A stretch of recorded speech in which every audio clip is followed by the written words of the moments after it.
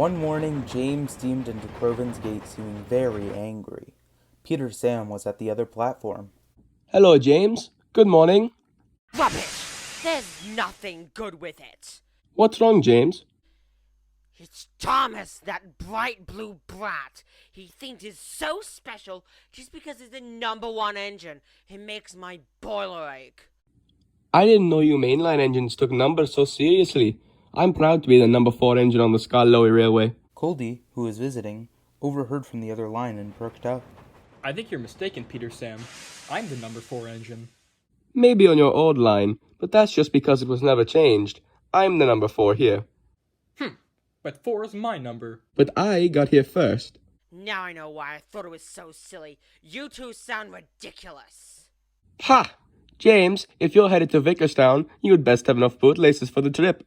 James was speechless. He angrily puffed away, leaving Coldy and Peter Sam eyeing each other crossly. How about this? We have a little competition. Whoever wins gets to keep the number. Peter Sam was worried. He liked being #4, but he also didn't want to seem cowardly.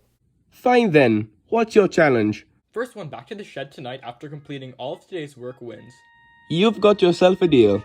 I best be off. See you tonight. Hope you can keep up. Peter Sam puffed forward, leaving Coldy behind. Peter Sam trundled through the forest. He had cooled down from the argument and was enjoying himself enormously.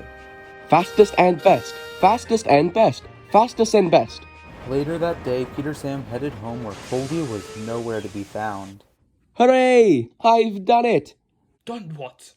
Coldy and I both share the #4, so we decided to have a competition. Whoever got home first gets to keep the number. That's silly. You should be allies for the traits you share, not engaging in petty competition. Before Peter Sam could reply, a foreman ran over quickly to the shed. Quickly! Coldy has had an accident. He's stuck dangling off a bridge south of Lakeside. We need you to go help. Cinders and ashes! I'm on my way. And Peter Sam sped forward bravely. Help! Help! Coldy, I'm here. Pull me up, please.